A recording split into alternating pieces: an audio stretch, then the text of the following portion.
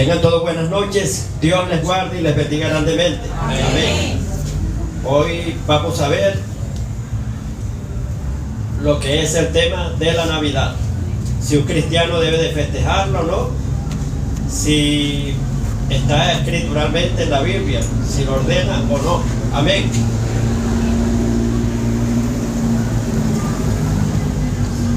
Ante todo, vamos a ver qué significa la Navidad. Navidad significa natividad. Es nacimiento, viene de la palabra nacimiento.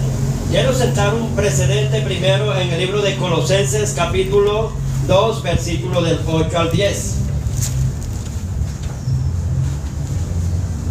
Leemos en el nombre del Señor Jesucristo y bajo la santa unción del Santo Espíritu de Dios. Dice el texto sagrado: mirad que nadie os engañe por medio de filosofías y huecas sutilezas. Repita conmigo: según las tradiciones de los hombres, conforme a los rudimentos del mundo, y no según Cristo. Porque en él habita corporalmente toda la plenitud de la deidad, y vosotros estáis completos en él, que es la cabeza de todo principado y de toda potestad. Amén. Estamos completos en Cristo. Vamos a ver los siguientes términos.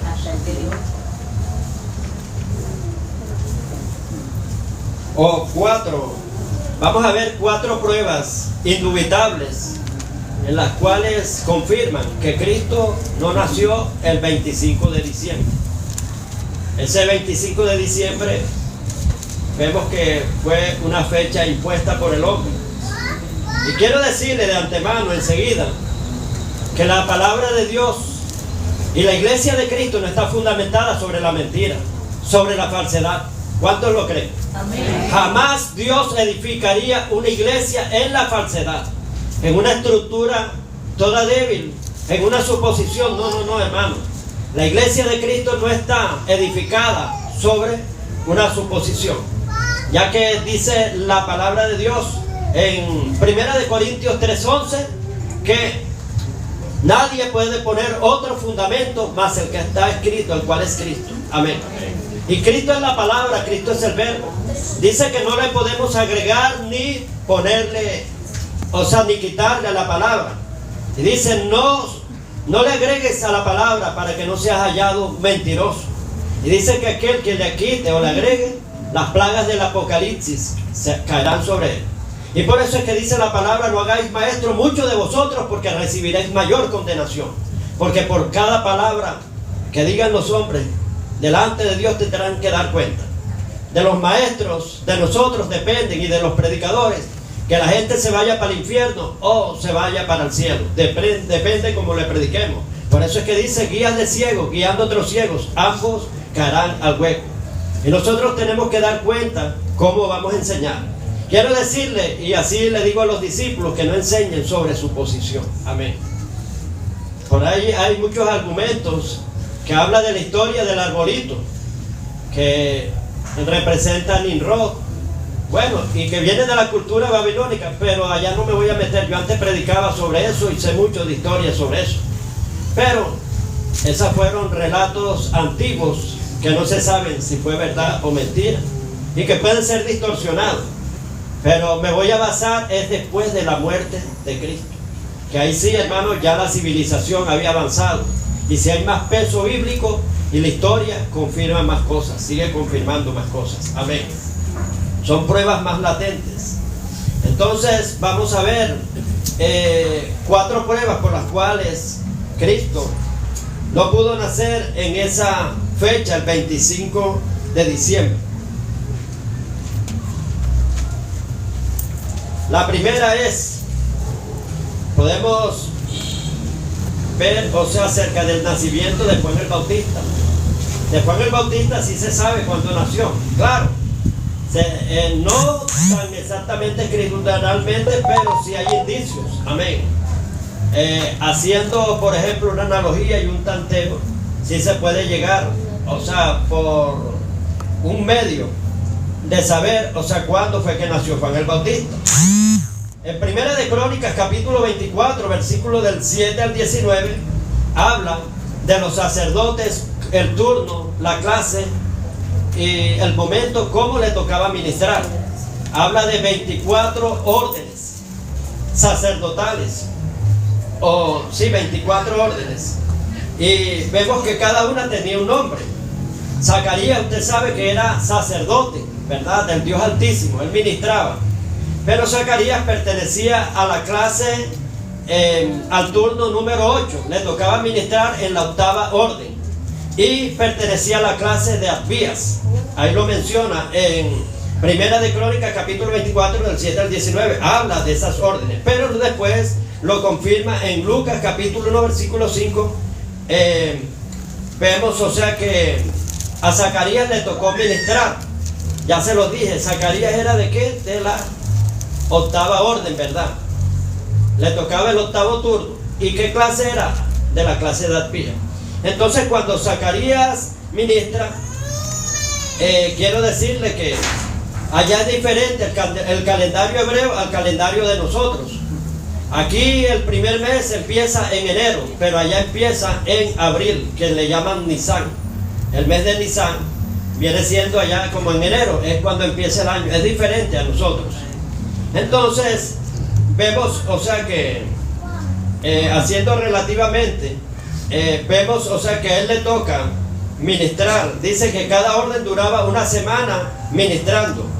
Y en vuelta de 6 meses, ministraban las 24 órdenes. O sea, se cumplía el turno en medio año. Pero después, nuevamente, hacían otro relevo, las mismas órdenes. O sea que una clase sacerdotal ministraba 2 veces por año. Si van captando, no tienen duda ni nada. O sea que al año ministraban 2 veces cada orden de división. A Zacarías le tocó, vamos a ver turno por turno, para ver cuándo, en qué fecha le tocó a Zacarías. O sea, le tocó a la primera orden. Esta no era la de Zacarías, Zacarías le toca en la 8ª. La primera orden le tocó del 1 de abril al 7 de abril. La segunda orden le tocó del 8 al 15 de abril. La tercera orden le tocó del 16 al 23 de abril. La cuarta orden le tocó del 24 al 30 de abril. La quinta orden le tocó del 1 al 7 de mayo. La sexta orden del 8 al 15 de mayo. La séptima del 16 al 23 de mayo. Ahora sí le viene el turno a Zacarías. Zacarías, o sea que era de la 8ª orden, le tocó del 24 al 30 de mayo, anótenlo ahí. Del 24 al 30 de mayo le tocó ministrar a Zacarías. Pero Zacarías no duró una semana. ¿Por qué? Porque recuerden que tuvo una visión y quedó mudo. Entonces, por causa de eso, tuvo que ministrar, como lo dejaron ministrando, otra semana más. Entonces, Zacarías, la otra semana le tocó del 1 al 7 de julio. Ahí es cuando lo mandan para su casa. Él va para su casa y ya el ángel le había dicho que, aunque ellos eran de edad avanzada, tanto su esposa como él, iban a tener un hijo. Hasta le dio el nombre del hijo, que se iba a llamar Juan. Amén. Que prepararía el camino del Señor, y le dijo toda la profecía que iba a ser Zacarías. O sea que Zacarías se fue el 7 de julio para su casa y tuvo relación sexual con su esposa. Ahí vemos ahí que engendró de él. Desde el 7 de junio, cuenten ahí con las manos, hermanos, 9 meses. ¿Cuánto sería del 7 de junio? Agréguenle 9 meses más. Los matemáticos, marzo, ¿verdad? 7 de marzo. Pero usted sabe que a veces los partos no son tan exactos. Amén. Entonces, vamos a poner que sea el 7 de marzo. Puede ser hasta el 15. Nace Juan el Bautista. De eso, del 7 de marzo, cuéntele 6 meses más. Él era 6 meses mayor que Jesús. Lo dice la Biblia. Que cuando la Virgen María entró a saludar a su pariente Elizabeth, el niño saltó, o sea, Juan el Bautista saltó en el vientre de su madre Elizabeth. ¿Por qué? Porque tenían una misión. y eran espíritus afines que venían a realizar una misión. Había entre ellos mucha afinidad. Y Juan el Bautista, dice la palabra de Dios, que desde el vientre de su madre fue lleno del Espíritu Santo, igual que Jesús. Imagínense los dos llenos del Espíritu Santo. Se conocían desde el vientre. Entonces vemos, o sea, que el niño saltó, o sea, de alegría, de gozo, Juan el Bautista, al ver que ya había venido al que él le iba a preparar el camino. Entonces, ya dijimos que Juan el Bautista nace el 7 de marzo. Pónganle 6 meses más. Septiembre, sí. Entonces vemos, o sea, que Jesús nació aproximadamente como en septiembre u octubre, vamos a poner. También hay otras pruebas más. Esta es la primera prueba. La segunda prueba es la de que está en Lucas 2:8. Dice que cuando Jesús nació, los pastores andaban velando las vigilias de la noche sobre sus rebaños.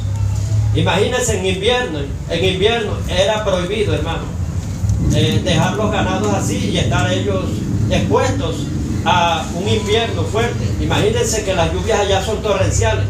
Un ejemplo de eso, cuando Elías oró para que la lluvia viniese, él le dijo acá: unce tu carro porque una gran lluvia viene, porque era peligroso quedarse. Entonces, ¿cómo iban a andar con el ganado por ahí a medianoche? Eso no podía ser, hermano, eso no cabe ahí. Entonces, allá, hermano, está prohibido que en invierno todavía tengan el ganado afuera. El ganado en Israel lo recogen desde el tiempo del mes de octubre, ya están bajando ya y están recogiendo el ganado. Bueno, entonces la otra prueba es el empadronamiento, el censo que hizo el emperador César Augusto, que está en Lucas capítulo 2, versículo del 1 al 7, donde vemos, o sea, que la Virgen María estaba encinta, y vemos, o sea, que emite un decreto el emperador César Augusto de que cada quien tenía que ir a la región donde había nacido, porque iban a hacer un censo. Imagínense cómo él va a poner un censo en invierno. Eso ahí no cabe, hermano. Amén.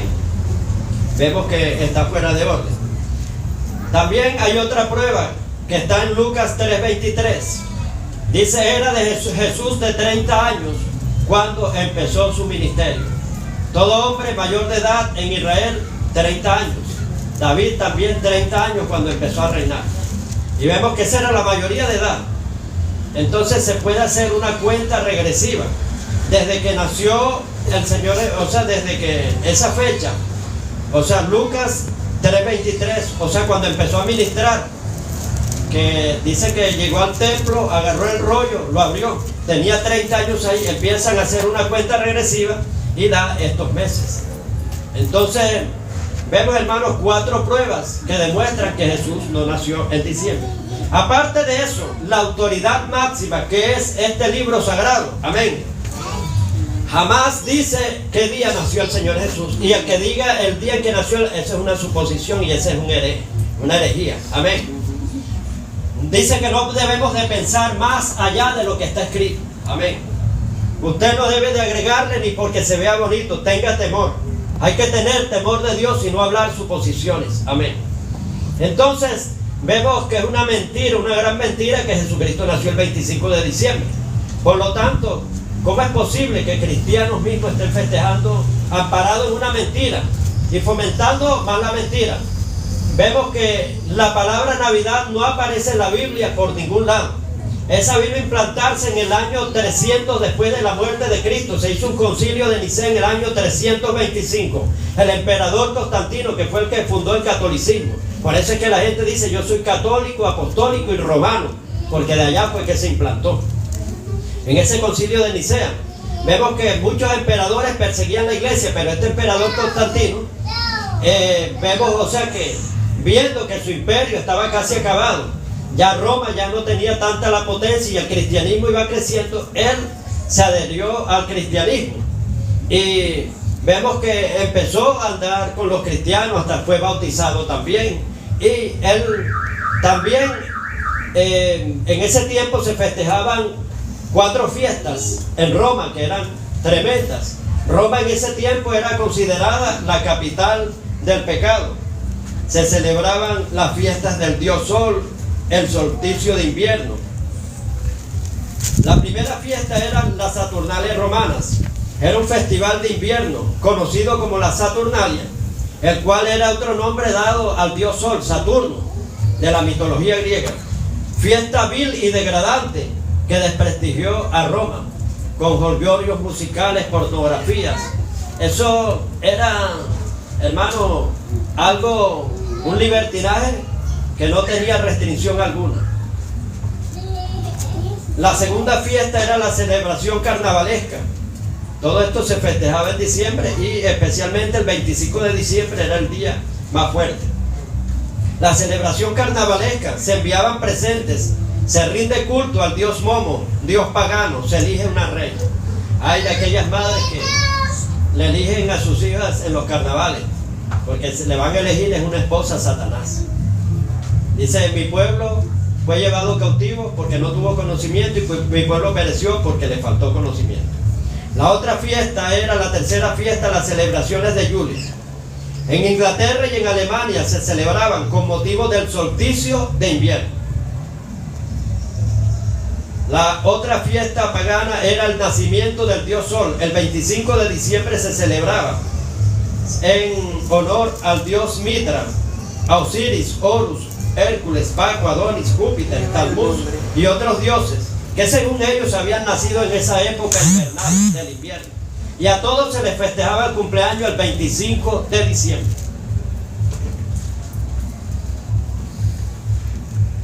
Vamos a ver qué pasó con estas fiestas.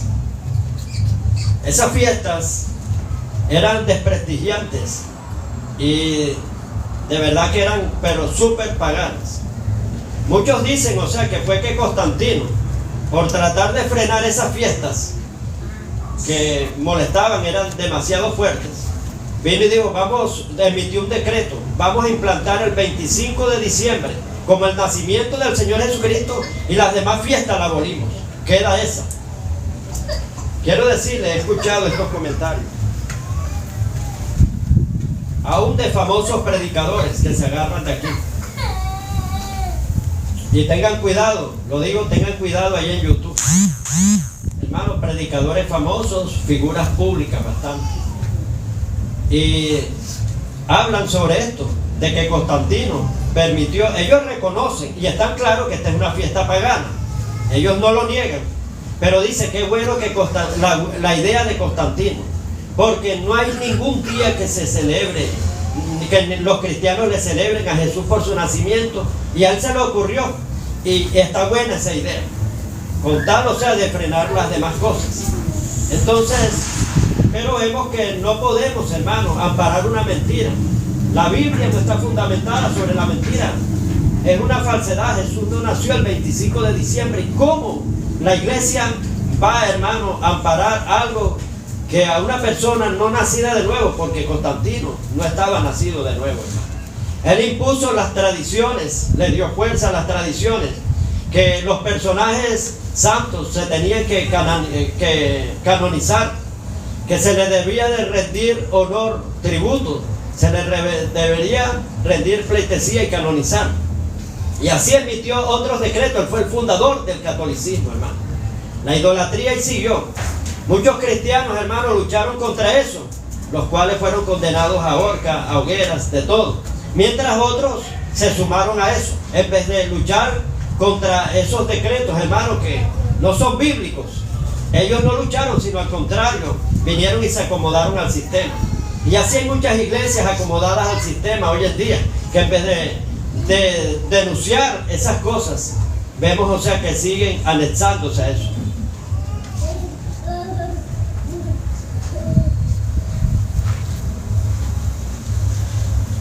Vemos que a Dios no le gustan las mezclas para nada, hermano. ¿Sí saben cuáles son las mezclas? Mezclar lo carnal con lo espiritual, mezclar lo pagano con lo santo. Y eso a Dios no le gusta. Dice que no podemos amar a dos señores. Terminarás aborreciendo a uno y amando al otro. O eres blanco o eres negro, pero aquí tú tienes que definir. Aquí no hay híbridos, aquí no hay mezcla. Por eso fue que Dios no creó homosexuales. Dios creó varón y hembra, los creó. Amén. Término medio no existe para Dios, no existe. Amén. Y todo lo que traten de hacer un híbrido, hermano, como que agarran una raza de animales, Doberman enrasado con Gran Danés, esos perros mueren a temprana edad y siempre tienen sus deficiencias.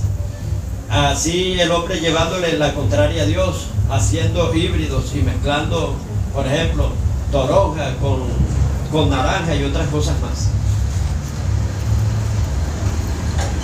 En Éxodo 32, versículos del 1 al 7, vemos el culto becerril que se implanta aquí. Lo implanta un personaje llamado Aarón, que ustedes lo conocen, o sea, lo han oído hablar bastante de él. Amén, el hermano de Moisés. ¿Por qué surge esto del culto becerril? Porque Moisés se va 40 días y 40 noches a orar en el monte de Oreb, cuando Dios le dio los 10 mandamientos. Y en esos 40 días Moisés no venía.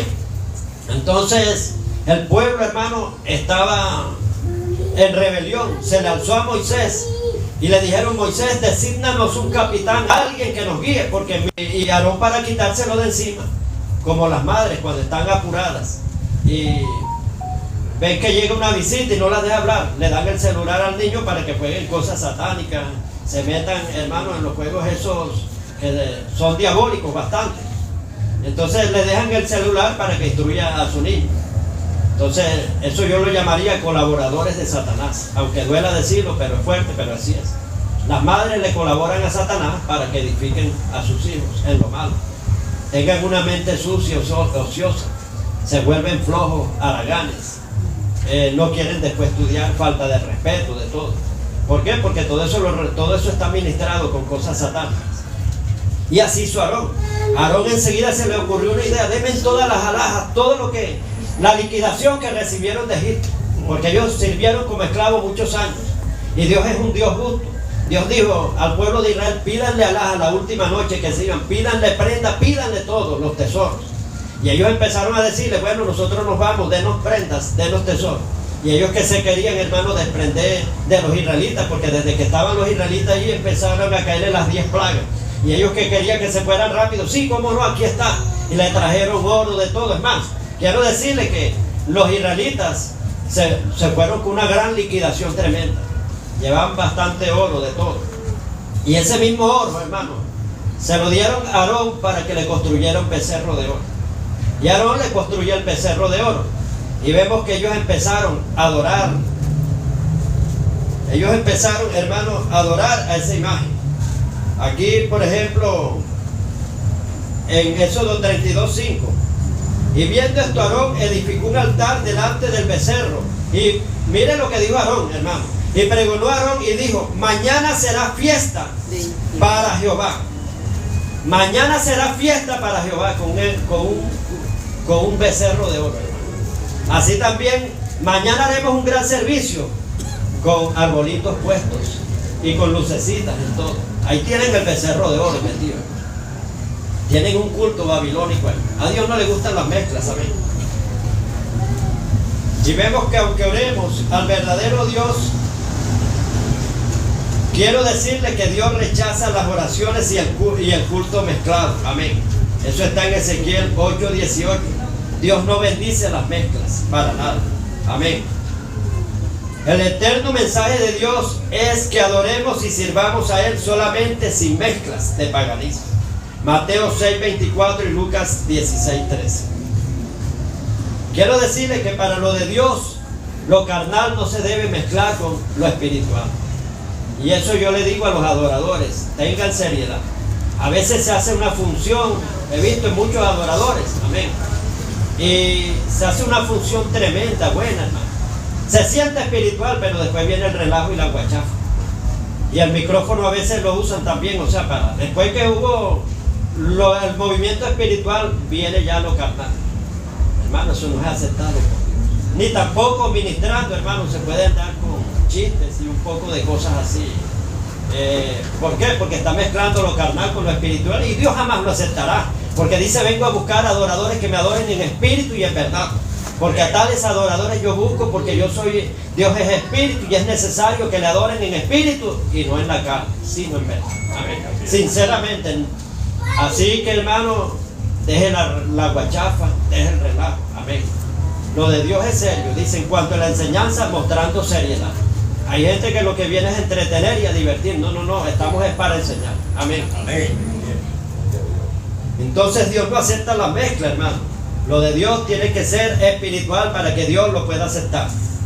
Vemos en Segunda de Reyes, capítulo 17, versículos del 27 al 41. Yo hago una pregunta aquí, hermano. Los temerosos de Dios jamás harán nada malo. Los que temen a Dios sí pueden hacer cosas malas. Yo creía que no, hermano. Es más, yo decía que los temerosos de Dios eran incapaces de hacer cosas malas. Y aquí lo dice, hermano. Alguien puede venir aquí y leer el texto aquí. En Segunda de Reyes, capítulo 17, versículo del 27 al 41.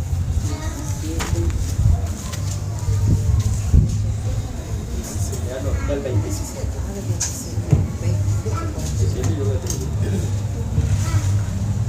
Segunda de Reyes.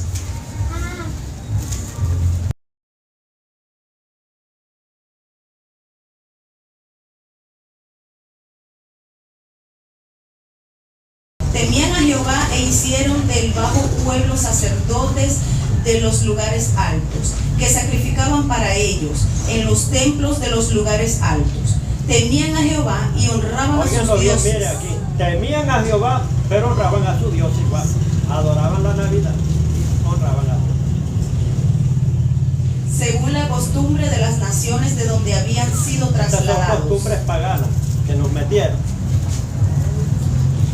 Hasta hoy hacen como antes, ni temen a Jehová, ni guardan sus estatutos, ni sus ordenanzas, ni hacen según la ley y los mandamientos que prescribió Jehová a los hijos de Jacob, al cual puso el nombre de Israel, como los cuales Jehová había hecho pacto y les mandó diciendo, no temeréis a otros dioses, ni los adoraréis, ni les serviréis, ni les haréis sacrificios.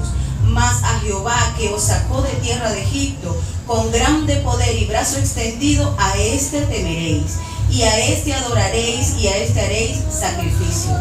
Los estatutos y derechos y la ley y los mandamientos que os dio por escrito, cuidaréis siempre de ponerlos por obra, y no temeréis a dioses ajenos. No olvidaréis el pacto que hice con vosotros, ni temeréis a dioses ajenos. Mas temed a Jehová vuestro Dios, y Él os librará de manos de todos vuestros enemigos. Pero ellos no escucharon antes. Ellos no escucharon. Antes hicieron según su costumbre antigua. Así temieron a Jehová aquellas gentes y al mismo tiempo sirvieron a sus ídolos, y también sus hijos y sus nietos, según como hicieron sus padres, así hacen hasta hoy. Este es el tiempo que estamos viviendo. ¿Qué sucedía aquí? Bueno, ¿quién era Samaria? Samaria, hermano, pertenecía a Israel. Y vemos, o sea, que fue llevada cautivo, o sea, por los asirios, por Siria. Y entonces el rey de Siria, viéndose, a ellos les vino un castigo. Como dejaron a Dios, dice la palabra, ¿quién se ha endurecido contra Dios y le ha ido bien? Le vino un castigo que se metían los leones y se los comían a los israelíes, a los samaritanos. Entonces el rey, eso está en el contexto, el rey vino y dijo, mire, eso que el rey era inconverso, dijeron, eso fue porque dejaron a su Dios y dejaron la ley de su Dios. Entonces, vamos a buscar unos sacerdotes, levitas de ellos mismos, para que lo instruyan en la ley. Ellos vuelvan a su Dios para que los leones no se lo sigan comiendo, porque estaban bajo castigo, bajo juicio. Vemos, o sea que le buscaron sacerdotes, los levitas, le predicaron la palabra, y para volverlos al temor de Dios. Pero ¿qué dice la Biblia? Que ellos temían a Dios y honraban a sus dioses. Mire, Dios dio preceptos y también nos los ha dado a nosotros también. Dice, al lugar donde vaya, no hagáis las costumbres que ellos hacen, ni adoren lo que ellos adoren. Mire, esas directrices Dios se las dio siempre al pueblo. ¿Sí recuerdan? Sí. Que venía a la tierra donde vayan, no hagan como ellos hacen, no imiten sus costumbres, ni adoren lo que ellos adoran. Entonces, estas son costumbres paganas, hermano. Pues viniendo, o sea, del paganismo, que no tienen base bíblica ninguna. Miren, si Dios quisiera que esta fiesta se celebrara, hubiese aparecido en la Biblia. Si hay, hermano, fecha de la muerte de Jesús, eso sí, lo hay, porque más importante es la muerte de Jesús que el nacimiento. Porque Jesús es el Rey de todos los reyes, Señor de señores. Él no tuvo principio ni en fin. Y es una blasfemia ponerlo en un recién nacido, en un pesebre. Esa es una falta de respeto. Amén. Al Rey de reyes y Señor de señores. Amén. Rey de toda la gloria. Dice que Él no tuvo principio ni tuvo fin. Es un Dios todopoderoso. Y mírenlo cómo aparece en Apocalipsis capítulo 1. Sus ojos como llamas de fuego, pies de bronce bruñido, su cabello de blanca lana, voz de estruendo de muchas aguas. Amén. Ese es el todopoderoso. Él no se quedó en un pesebre, hermano. Y lo tienen a veces en un pesebre, la mayoría de iglesias, con lucecitas y cuestiones que tienen un trasfondo pagano. Vemos que todas estas fiestas que le nombré, cada una tenía sus propias costumbres. Algunos hacían intercambios de regalos, que eso es lo que se ve ahora en diciembre. Los regalos y muchas cosas. Tenían jolgorios musicales. Vemos cómo se identifica cada fiesta, cada nación, con las gaitas. No, ya llegó diciembre, ya llegó, esto está marcado, o sea, con la Navidad. Entonces, vemos, hermanos, que muchas cosas antiguas tienen que ver con las nuevas que se están haciendo. Y las nuevas de ahora, con las antiguas, tienen un trasfondo. Entonces, esas fiestas sí hay registro, hermano, histórico, de esas fiestas paganas que existieron. Y que fueron, porque eso fue reciente, muere Jesús. Y en el año 300, hermano, todavía, o sea, estaban esas fiestas paganas de Europa, Inglaterra y otras más. Y agarraron esas fiestas paganas, la eliminaron para poner ahí el nacimiento del Señor Jesucristo. El 25 de diciembre, fecha que Él no nació en eso. Continuamos con las mezclas. En el libro de Jueces también aparece un personaje.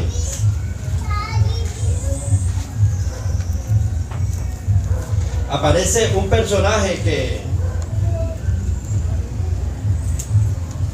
que adoraba al Señor, pero con dioses paganos.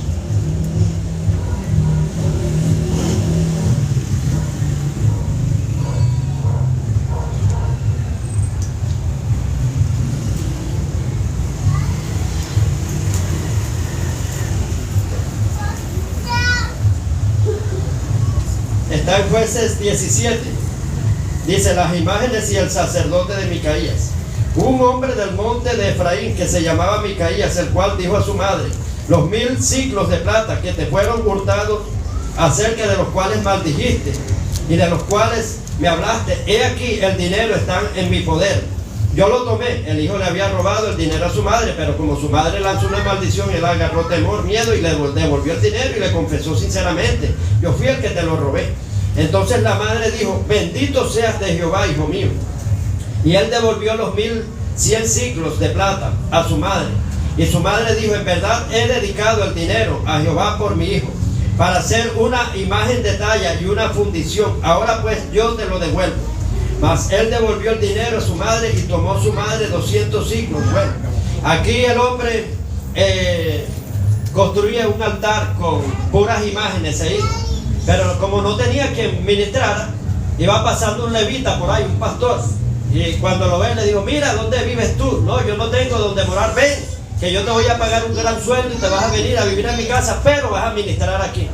Dice que ese levita ministraba, hermano, culto a Jehová con esos dioses paganos. O sea, casa de dioses. Y hoy en día eso también se sigue haciendo. A Dios no le gustan las mezclas. ¿Qué pasó, hermano, con los que hicieron el becerro de oro? ¿Cómo terminaron? Vinieron los que estaban adorando. Cuando baja Moisés, Moisés se encendió en ira y agarró, hermano, y fundió el becerro de oro. Les mandó a todos que abrieran la boca y se los mandó a tragar, murieron. Hubo una mortandad. Entonces, ¿por qué? Porque a Dios no le gustan las mezclas, hermano. Lo de Dios es de Dios. No podemos hermano, mezclar una cosa con otra.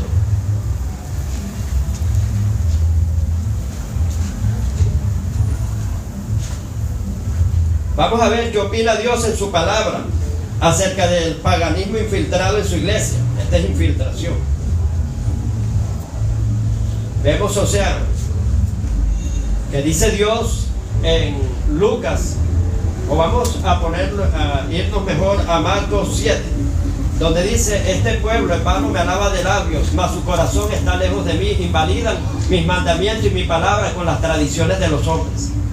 Y dice la palabra de Dios en Jeremías 10:3 que las costumbres de los pueblos son vanidad. Amén.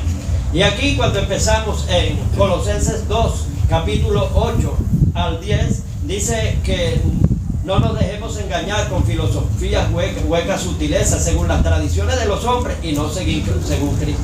Amén. Entonces, hoy en día, hermano, la iglesia está fundamentada sobre humanismo, paganismo, intelectualismo, racionalismo. Y tenemos que tener cuidado, hermano. Y hay un agrado hacia los hombres. Dice la palabra de Dios en Gálatas 1:10: busco yo ahora el favor de los hombres o el favor de Dios. Si yo pretendiera agradar a los hombres, yo dejaría de ser siervo de Dios. Vemos también, hermano, que Dios quiere que tú seas de una sola condición. Amén. Dice: amarás a tu Dios sobre todas las cosas. Amén.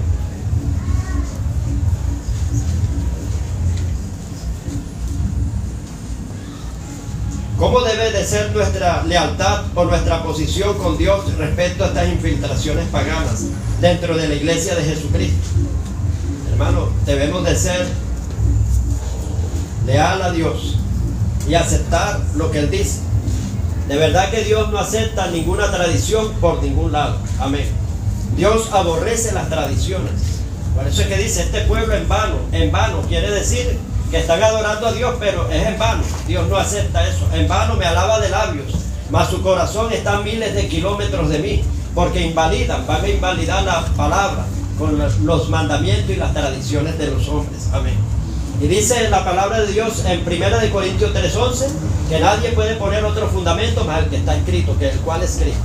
También en Gálatas capítulo 4, versículo del 8 al 11, dice: ustedes que anteriormente servían a otros dioses, ahora conociendo a Dios, ¿cómo es que se vuelven a esclavizar nuevamente? Celebrando ciertos días, ciertos meses, ciertos tiempos. Me temo, dice el apóstol Pablo, que yo haya trabajado en vano entre vosotros, que vuelven otra vez a la esclavitud, vuelven a los rudimentos del mundo. Entonces, estas son fiestas, hermanos, paganas que vienen del mundo. Y si nosotros nos unimos a ellas, Dios nos va a aborrecer.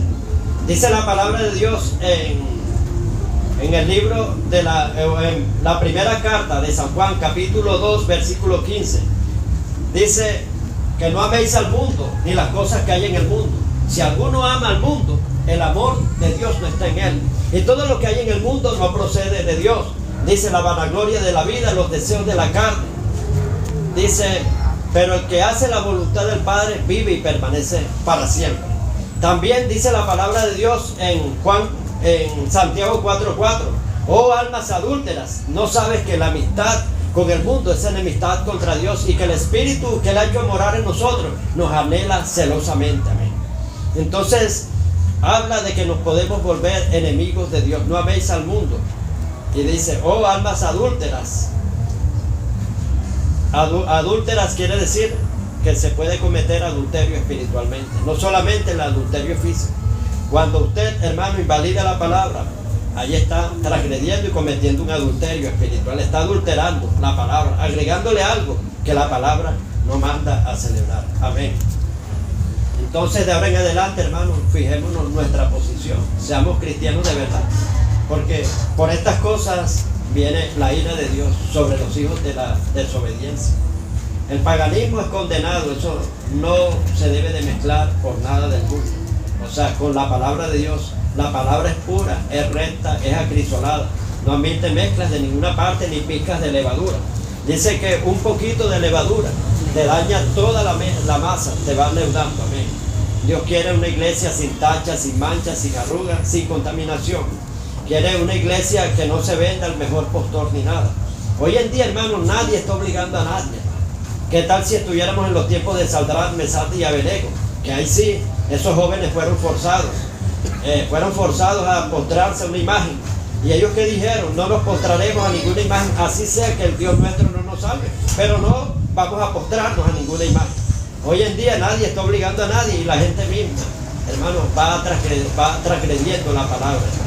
Seamos como esa iglesia, o sea, representada por Daniel, que lo echaron en el foso de los leones, hermanos.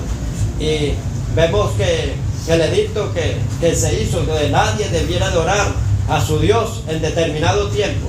Vemos que él, hermano, él podía orar y cerrar la ventana y nadie se daba cuenta, pero él lo hizo con las ventanas abiertas como solía hacerlo, porque aún ni la presión ni nada hizo, o sea, que él vendiera sus principios por nada.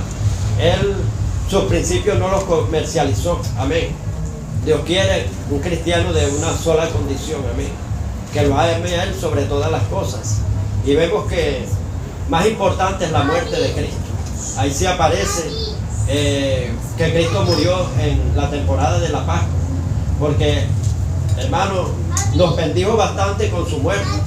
Si ustedes se ponen a buscar la revelación que hay, cuando usted le menciona un demonio, la muerte de Jesús, hermano, ellos tienen, dice la palabra de Dios que sobre la muerte Cristo es el Rey y el Señor. Yo soy el que tengo las llaves.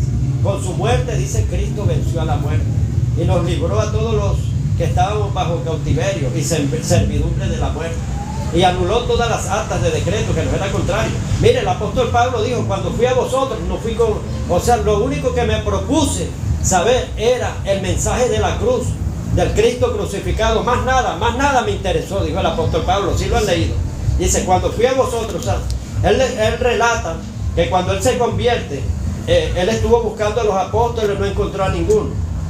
Y dice, lo único que me propuse saber era el Cristo crucificado, amén, porque ahí es donde está la esencia del evangelio. Miren, dice que hablamos sabiduría en misterio, no como los príncipes de este mundo, que si hubieran conocido esa sabiduría, jamás hubieran crucificado al Cristo de la gloria. O sea, que Satanás, matando a Jesús, hermano, vemos que él perdió la guerra, perdió la batalla. Entonces, en la muerte de Jesús, hermano, hay un significado tremendo. Hay un poder tremendo, que usted vence la enfermedad, vence la muerte cuando se le revele, o sea, que la muerte de Cristo lo libertó, lo liberó. Hay varias cosas que usted tiene que saber. El sacrificio de Cristo, amén. Por la llaga de Cristo hemos sido sanados. La muerte de Cristo que te dio una nueva imagen y vino una resurrección. La resurrección tiene que manejarla bien, y la ascensión cuando subió a los cielos. La ascensión a los cielos te dio una nueva posición y un nuevo gobierno, amén. Dice en la palabra de Dios en Efesios 2:6, dice, nos resucitó Dios juntamente con Cristo y nos hizo sentar en lugares celestiales con Cristo Jesús. O sea que Cristo, cuando Cristo resucitó, te llevaba a ti que habías creído en él. Y dice, nos hizo sentar, o sea que ya tú estás sentado, no que vas a estar sentado, amén. Nos hizo sentar tiempo pasado en lugares celestiales con Cristo Jesús. La resurrección, hermano, te da una nueva imagen. Y la muerte, hermano, es una gran victoria, amén. Y el sacrificio hace ver que Cristo cumplió todo por ti cuando dijo, consumado está, amén. Entonces debes de interesarte más en la muerte que en el nacimiento de Jesús, porque Jesús, Dios, cuando nace, él dice que yo soy el alfa, lo dice en Apocalipsis, el omega, el principio y el fin, amén. Vemos que Jesús no tuvo principios ni tuvo fin, amén, según lo dice Apocalipsis. Y la imagen que él tiene ahora es tremenda. Entonces, investiguemos más sobre su muerte, amén, que ahí es donde está la victoria total. Dice que anuló todas las actas de decreto y despojó a los principados y potestades, los exhibió públicamente, triunfando sobre ellos en la cruz del Calvario. Dios les guarde y les bendiga. Amén. Amén.